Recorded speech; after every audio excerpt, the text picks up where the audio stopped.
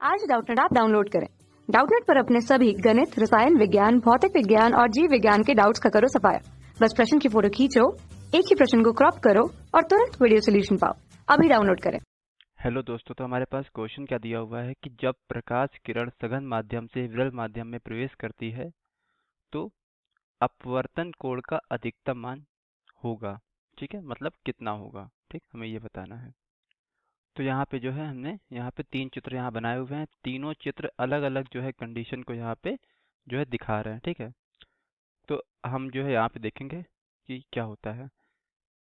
ठीक, तो चलिए जो है पहले क्षेत्र में देखते हैं। तो यहाँ पे क्या हो रहा है कि प्रकाश किरण जो है सघन माध्यम से, ये हमारा जो पहला माध्यम है वो सघन माध्यम है और दूसरा विरल माध्यम है। ये वाला क्या है, तीनों चित्रों में जो ऊपर वाला माध्यम है वो सघन है और नीचे वाला क्या है, विरल माध्यम है। तो क्या होता है जब प्रकाश किरण सघन माध्यम से विरल माध्यम में प्रवेश करती है, जैसा कि यहाँ पे जो है हमें प्रश्न में दिया हुआ है कि सघन माध्यम से विरल माध्यम में प्रवेश कर रही है, तो क्या होता है कि अविलंब से ये जो लाइन होती है, ठीक है, यहाँ पे जिस बिंदु पे जो है क्या हो रहा है, जिस बिंदु पे यहाँ पे आपतन हो रहा है वहाँ पे 90 डिग्री का उस सरफेस से, उस समतल से क्या 90 डिग्री की यहाँ पे जो है लाइन अगर खींचे तो वहाँ पे क्या होता है, उसे हम कहते हैं क्या, अविलंब। तो अविलंब से दूर हटती है। ठीक है, मतलब अगर जो है इस प्रकाश किरण को जाना चाहिए था ऐसे, तो वो यहाँ से ना जाके थोड़ा सा दूर हटके वो जाएगी। ठीक है, वो डिपेंड करता है कि सघन माध्यम हमारा कौन सा है और विरल माध्यम कौन सा है। ठीक, तो यहाँ पे क्या होता है, अब बात करें यहाँ पे क्या, इसे कहते हैं आपतित किरण। आपतित किरण जो है अविलंब के साथ जो कोण बनाती है उसे हम कहते हैं क्या, आपतन कोण, उसे आई से दिखाते हैं। और इसे कहते हैं अपवर्तित किरण। जो दूसरे माध्यम में अपवर्तन के पश्चात प्रकाश किरण जा रही है उसे कहते हैं अपवर्तित किरण। तो अपवर्तित किरण अविलंब के साथ जो कोण बनाती है उसे कहते हैं अपवर्तन कोण और इसको स्मॉल आर से दिखाते हैं। तो यहाँ पे जो है क्या होता है, यहाँ पे अब यहाँ पे जो अपवर्तन कोण का मान है, हमसे पूछा गया है कि अपवर्तन कोण का अधिकतम मान कितना होगा। तो अपवर्तन कोण का मान किन्हीं भी दो माध्यम के लिए, ठीक है, अब यहाँ पे माध्यम क्या हो गया, माध्यम यहाँ पे हमने नियत कर दी है, जो ये माध्यम है, जो ये माध्यम अगर यही रहेगा तो अपवर्तन कोण का मान निर्भर करता है आपतन कोण के मान पे। अब हम आपतन कोण का मान जैसे जैसे बढ़ाएंगे वैसे वैसे क्या होगा, अपवर्तन कोण का मान भी बढ़ेगा।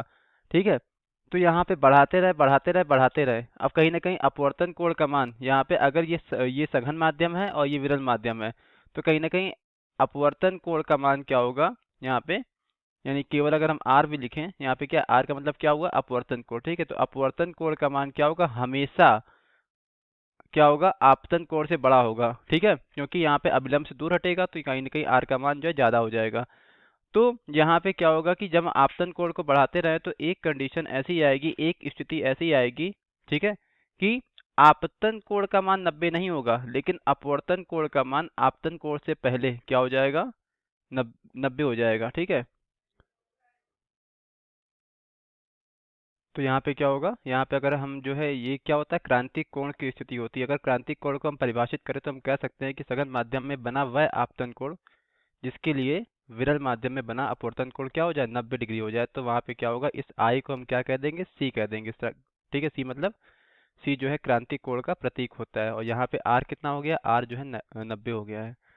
अब यहाँ पे क्या करें कि आपतन कोण को अगर हम और बढ़ाएंगे, ठीक है, तो क्या होगा कि अपवर्तन कोण और बढ़ेगा। अब 90 से ऊपर जो है क्या हो जाएगा, फिर प्रकाश किरण जिस माध्यम में आ रही है उसी माध्यम में इस तरीके से जो है वापस लौट जाएगी। तो इस प्रक्रिया को हम कहते हैं परावर्तन।